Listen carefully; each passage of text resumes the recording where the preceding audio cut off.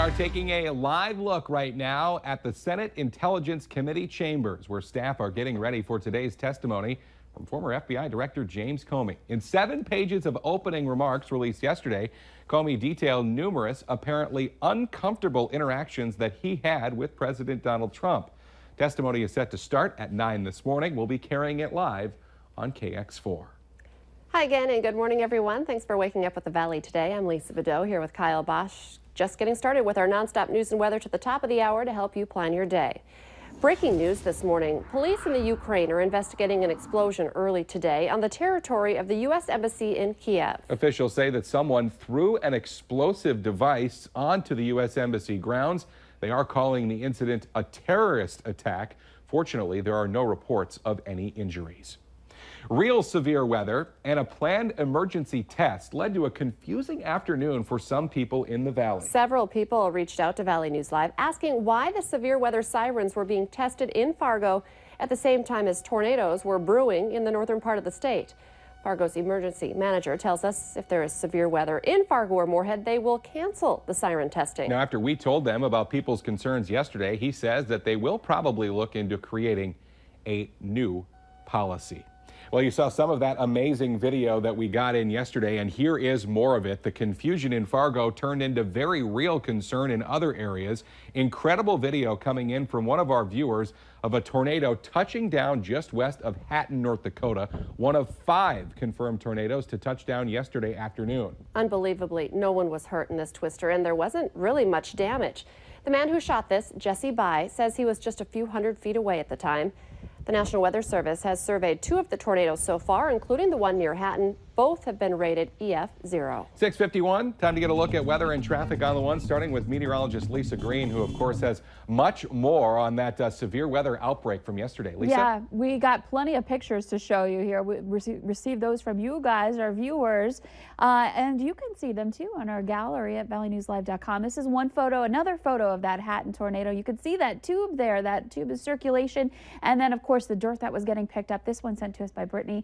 Also want to point out a couple more details about the Hatton tornado on that survey. It lasted about 2.7 miles, so a little bit longer lived tornado, and in addition to that, it was about 50 yards wide, or a half a football field wide at its widest point. So this was a pretty decent looking tornado, obviously pretty dramatic here. And the good news is when it finally lifted, it was about a mile north of Hatton. So you just missed it in the town of Hatton there. So that's great to know that it only impacted those open fields and kicked up all that dirt there. And at this point, it doesn't sound like any damage happened, as Kyle and Lisa were reporting. But looking at our reports, just to kind of give you an idea of where the focus of this was, Grand Forks County, more tornadoes reported around the Inkster area there, and then down into Trail County. That was basically where we were dealing with the worst of the storms that popped up yesterday afternoon. Nice and quiet now. We've got just a few clouds rolling through. The system has moved on to the east.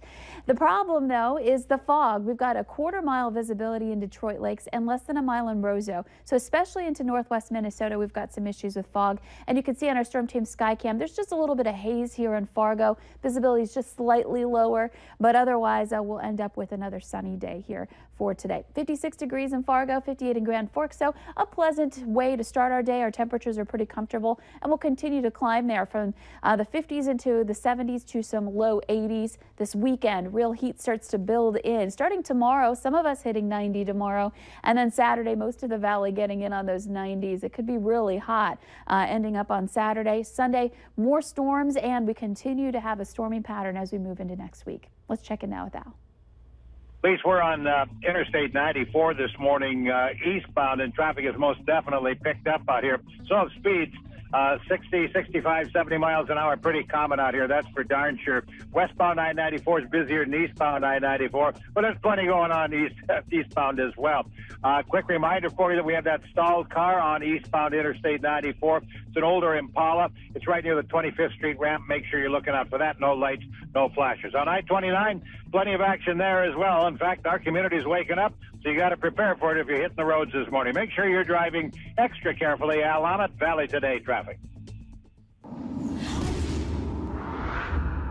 6 minutes now before 7 o'clock. Developing this morning, Valley News Live has learned that the owner of Romo's Restaurants in Fargo-Moorhead was reported missing by his family last Friday. We tried reaching out to Rodolfo Romo on his cell phone, but the call goes straight to voicemail. Now, we told you yesterday morning that all 3 Romo's restaurants had suddenly closed their doors, with most of the numbers now being out of service.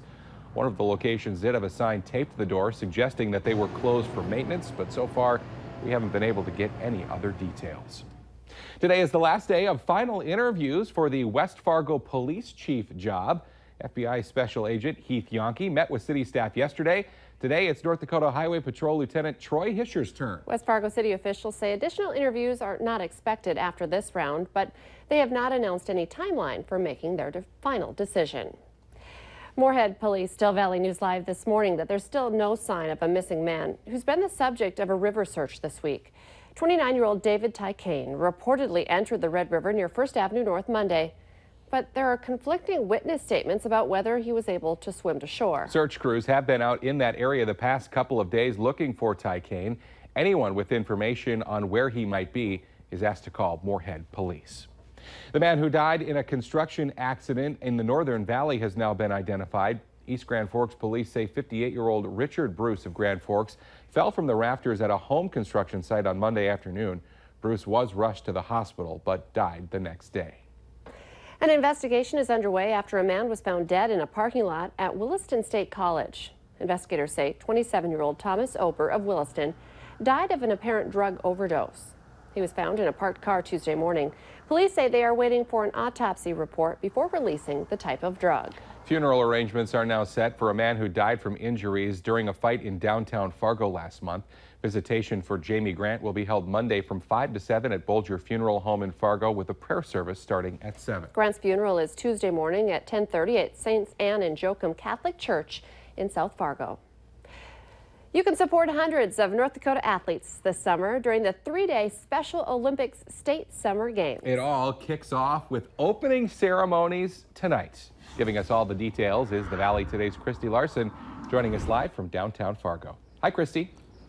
Good morning, guys. Well, as you said, everything kicks off tonight with the police are going to be carrying that torch. The athletes are going to be walking in a parade, and it all kind of comes here to the Fargo Civic Center, where they're going to have a concert with Blind Joe and Josie Bernadette. But Dave, let's just talk about why the community should come out maybe tonight, and then of course on Friday and Saturday when the competition is happening. I think the athletes just love to see people out there, and they can show off their abilities and their activities and stuff.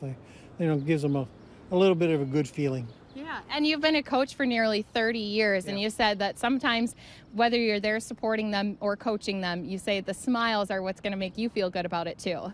Oh yeah, I mean, I've had a lot of feedback over the years of people saying I enjoyed watching them. The sportsmanship is so great, the enthusiasm is so high, and they like whatever happens. Yeah. I mean, win or lose, they're happy. They're out there wanting to do the best they can, and that's what we stress. Yes, and that's exactly what I've learned this morning too. Playing bocce ball with both Patsy and Kenny, I've learned that win or lose, you're going to have fun. So don't forget that you can go online, valleynewslive.com, click on our hot button, and right there, guys, you can find a link to the Special Olympics page. We have all of the events up they do on their website, so you can just go click on our button, and then of course you can come out and support them tonight, Friday, and Saturday. Sounds great. Christy Larson reporting live for us this morning. Thanks, Christy. Let's get our answer now to our question of the morning on Facebook. Today's question: a third of American homes have one of these. The answer: oh, welcome, Matt.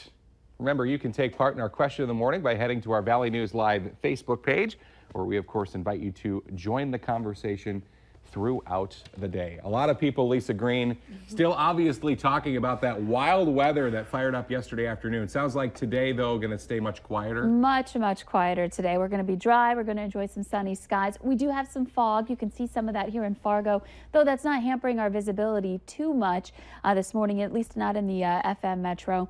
Looking at our hourly planner for Fargo, temperatures back to the low 80s. It should be a beautiful day. We're going to have sun and dry conditions, no storms to talk about. Wind out of the north and very light, so we're not going to have that strong wind that we oftentimes see here in the valley. So all in all, a pretty good day for us here in Fargo and beyond. However, this morning, there are some areas where we're just concerned about some dense fog. Detroit Lake's one of them at 1/4 of a mile visibility there. We've seen some variations in our visibility reports as well. So even though things might be looking a little bit better in Roseau, just be aware there's probably some other patchy dense fog out in the valley this morning to watch out for. Radar showing quiet conditions. We are nice and clear. Again, there's a look on our sky cam, and we'll continue to see some blue skies for today. Now this weekend, we do want to talk about that heat that's going to start building and chances for some storms too. And we'll, of course, keep you updated on that throughout the day. The Today Show and CBS This Morning are just about to get started, but the Valley Today rolls on. More live news and weather coming up.